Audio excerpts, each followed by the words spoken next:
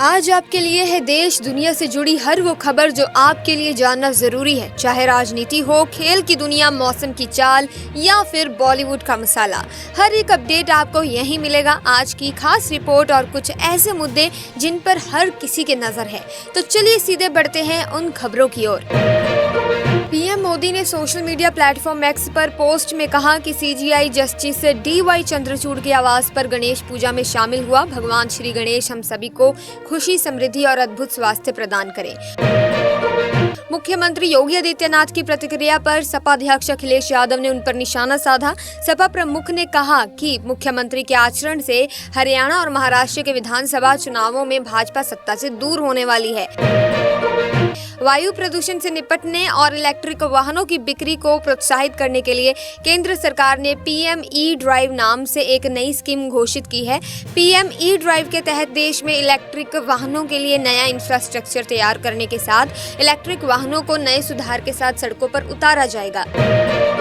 वहीं अब आरजीकर अस्पताल में भ्रष्टाचार मामले में ईडी ने संदीप घोष के घर और कोलकाता में अन्य जगहों पर छापेमारी की है। पिछली छापेमारी में ईडी ने काफी दस्तावेज बरामद किए थे। उन दस्तावेजों के आधार पर ही अब इन लोगों के ठिकानों पर ये रेड्स जारी हैं। वहीं आपको बता दें कि मुख्यमंत्री योगी मोहन लालगंज स्थित अटल आवासीय विद्यालय के एकेडमिक सेशन का शुभारंभ करेंगे। इसके चलते कार्यक्रम की समाप्ति तक भारी वाहनों का रूट डायवर्जन किया गया है। नवोदय विद्यालय की तर्ज तैयार हो रहे इन विद्यालयों में श्रम विभाग रजिस्टर्ड निर्माण श्रमिकों के बच्चों को क्वालिटी एजुकेशन प्रदान की जाएगी। इसी के साथ बहराइच में 5वें भेड़िए के पकड़े जाने के बाद लंगड़ा भेड़िया और भी ज्यादा खूंखार बन गया है। उसने 2 दिनों के भीतर 2 बच्चियों समेत 3 लोगों पर हमला कर दिया। वन विभाग ने 5वें भेड़िए को अभी हाल ही में पकड़ा था। इसी के साथ सरकार के कुशल वित्तीय प्रबंधन में इस साल दिसंबर तक कर्मचारियों व पेंशनर्स को वेतन पेंशन का संकट दूर होगा। सरकार अगले 3 माह के दौरान सिर्फ 1817 करोड़ रुपए का लोन ले सकती है।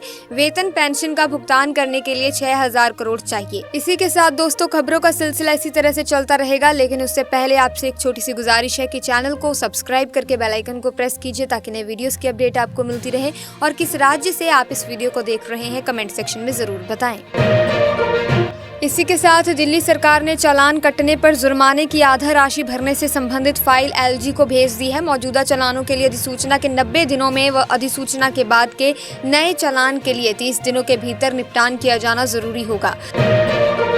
वहीं यमुना अथॉरिटी एरिया में नोएडा इंटरनेशनल एयरपोर्ट के अगले वर्ष ऑपरेशन शुरू होने से क्षेत्र में निवेशक रुचि दिखा रहे हैं। इसी को ध्यान में रखते हुए यमुना अथॉरिटी एरिया में 425 एकड़ में 5 सेमीकंडक्टर उद्योग की स्थापना के प्रस्ताव को प्रदेश सरकार की स्वीकृति यानी कि मंजूरी मिल चुकी है। इसी के साथ दिल्ली उच्च न्यायालय ने दिल्ली विश्वविद्यालय के कुलपति से आगामी दिल्ली यूनिवर्सिटी स्टूडेंट यूनियन चुनाव में महिलाओं के लिए आरक्षण की मांग करने वाले एक प्रतिनिधित्व पर निर्णय लेने को कहा है। वही देखिए, वाराणसी सहित पूरे पूर्वांचल में स्मार्ट मीटर लगाने का काम तेज हो गया है। इसके साथ ही Purvanchal electricity distribution corporation limited के मैनेजिंग डायरेक्टर्स ऑफिस में जिन कंपनी की ओर से सेंटर खोला गया है, यहां से गोरखपुर एवं बस्ती के स्मार्ट मीटरों की निगरानी की जाएगी।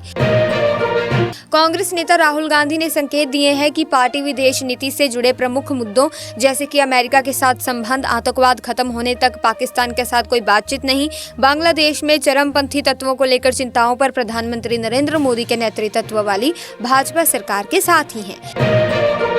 दिल्ली सरकार की टैलेंट कोचिंग स्कीम के तहत लड़कियों के लिए 100 अतिरिक्त सीटों की घोषणा की गई है। इस योजना के तहत छात्रों को मुफ्त में नीट और जेईई की कोचिंग दी जाती है। शिक्षा मंत्री आतिशी ने इस अवसर पर छात्रों से मुलाकात की और उनकी तैयारियों के बारे में जानकारी ली। इसी के साथ एशियाई क्रिकेट परिषद के कुआलालंपुर में एसीसी कार्यकारी बोर्ड की बैठक में महिला अंडर 19 T20 एशिया कप के उद्घाटन संस्करण की घोषणा की। ये निर्णय मलेशिया के कुआलालंपुर में आयोजित एसीसी कार्यकारी बोर्ड की बैठक के दौरान लिया गया। पिछले कुछ दिनों से दोस्तों किम जोंग उन अपने दुश्मनों को लगातार परमाणु बम की धमकी दे रहा है। दक्षिण कोरिया से उसकी दुश्मनी जग जाहिर है। इसी बीच किम जोंग उन ने 360 किलोमीटर दूर तक आसमान में मिसाइलों की बौछार कर दी। बता दें कि भारत सरकार ने चीन और वियतनाम जैसे देशों से आयात हो रहे स्टील पर भारी भरकम टैरिफ लगाने का प्लान तैयार किया है। सरकार की इस तैयारी से टाटा स्टील और सेल जैसी घरेलू स्टील कंपनियों को बड़ा फायदा हो सकता है।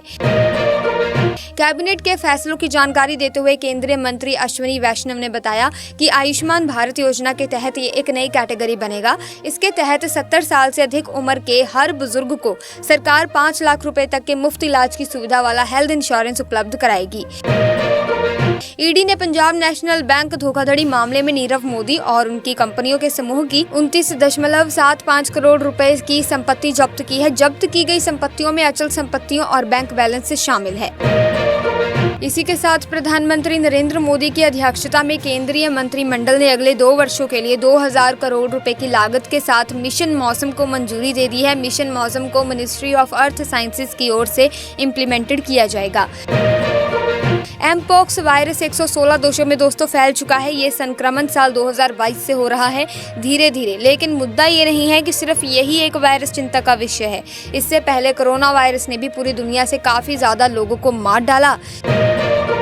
दिल्ली एनसीआर में भूकंप के तेज झटके महसूस किए गए। भूकंप की तीव्रता रिक्टर स्केल पर 5.8 दर्ज की गई है। भूकंप के झटके महसूस होने के बाद लोग अपने घरों और कर्मचारी अपने अपने ऑफिसों से बाहर निकल आए। इसी के साथ दोस्तों खबरों का सिलसिला यहीं पर ही समाप्त करते हैं। अगर वीडियो इन्फॉर्मेटिव लगी है तो आप इस वीडियो को लाइक करें, शेयर करें, चैनल को सब्सक्राइब करके बेल आइकन को प्रेस कीजिए ताकि तमाम नए वीडियोस की अपडेट आपको मिलती रहे। हम मिलेंगे जल्दी एक नई वीडियो में, तब तक के लिए जय हिंद, जय भारत।